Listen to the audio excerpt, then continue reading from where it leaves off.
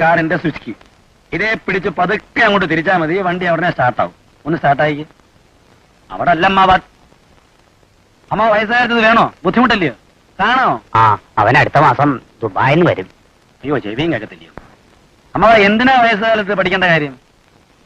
റോഡിൽ കൂടെ വണ്ടി ഓടിക്കാനൊന്നും അമ്മാവനെ കൊണ്ട് ജന്മം പറ്റത്തില്ല. അമ്മാവൻ ഒരു കാര്യം ചെയ്യും, ഈ ജന്മം ഡ്രൈവിംഗ് പഠിക്കാനുള്ള പ്ലാനൊക്കെ ക്യാൻസൽ ചെയ്യും.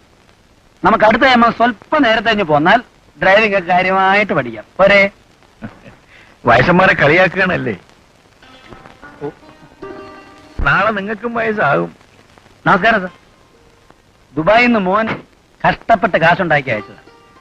നാട്ടുകാരുടെ മുമ്പിൽ ജാട കാണിക്കാനായിട്ട് ഡ്രൈവിംഗ് പഠിക്കണമെന്നും പറഞ്ഞു വന്നിരിക്കുക. കണ്ണും കാതും ഒന്നും കേട്ടു. അത് മനുഷ്യന്റെ മനസ്സെപ്പോഴും അങ്ങനെ.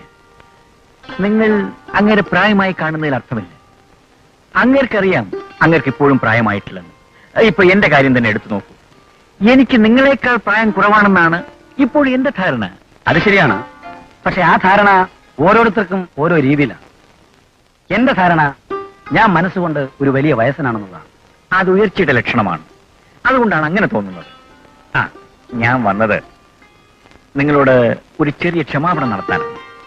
ക്ഷമാപണോ? എന്തിന്? അന്ന് വീട്ടിൽ മാരേജ് പാർട്ടിക്ക് വന്നപ്പോ എന്റെ ഭാര്യ അല്പം അതിരി വിട്ട് സംസാരിച്ചു എന്ന് എനിക്കറിയാം. തെറ്റിദ്ധരിക്കരുത്.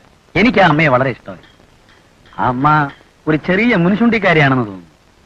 പക്ഷെ മനസ്സിന് പ്രയാസം ഉണ്ടാക്കുന്ന മുൻചുണ്ടി ഒന്നും ആ അമ്മയ്ക്കില്ല. ആ അഭിപ്രായം എനിക്കില്ല. വർഷത്തിലൊരിക്കൽ നിങ്ങൾ ആ മുൻചുണ്ടി കണ്ടതുകൊണ്ട് തോന്നുന്നതാണ്. കഴിഞ്ഞ 10-20 വർഷക്കാലമായി ആ മുൻചുണ്ടി മാത്രം കാണുന്ന ഒരാളിന്റെ അഭിപ്രായം അതായിരിക്കില്ലല്ലോ. ആ, അതിരിക്കട്ടെ. എവിടെയാ നിങ്ങളുടെ വീട്? എന്റെ വീട് പറവൂരാണ്. എന്റെ തലതിരിഞ്ഞ സ്വഭാവം കൊണ്ടാണോ എന്ന് തോന്നുന്നു.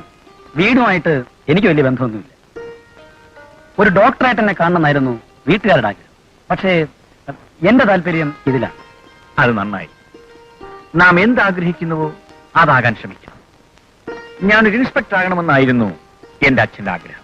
പക്ഷേ ഞാൻ വക്കീലായി. ഓഹോ, സാർ അഡ്വക്കേറ്റ് ആണല്ലേ? അപ്പൊ സാർ എന്റെ അമ്മാവനെ പറ്റി കേട്ടിരിക്കുമല്ലോ, അഡ്വക്കേറ്റ് രാമുണ്ണി മേനോൻ. രാമുണ്ണി മേനോൻ? ഓ, അഡ്വക്കേറ്റ് രാമുണ്ണി മേനോൻ. അറിയാം. ഞാൻ കഴിഞ്ഞ മാസവും കണ്ടിരുന്നു. ഇല്ല സാർ, എന്റെ അമ്മാവൻ മരിച്ചിട്ടിപ്പോ 3 വർഷമെങ്കിലായി കാണും.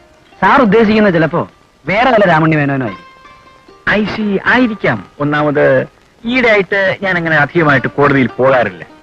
എന്ന് പറഞ്ഞാൽ വീട്ടിലെ സംസാരം തീർന്നിട്ട് വേണ്ടേ കോടതിയിൽ പോയി വാദിക്കാൻ. അപ്പൊ ഞാൻ വരട്ടെ. ആയിക്കോട്ടെ. വീണ്ടും പറയുകയാണ്, മനസ്സിൽ വിഷമം തോന്നരുത്. ഇല്ല സാർ, ഞാനതൊക്കെ അപ്പോഴേ മറന്നു. സാറ് വീടൊക്കെ പോകുമ്പോ വല്ലപ്പോഴൊക്കെ ഇങ്ങോട്ടൊന്ന് കയറണം. വരാം, തീർച്ചയായും വരാം. വയസ്സുകാലത്ത് എന്തെങ്കിലും ജോലി വേണ്ടേ?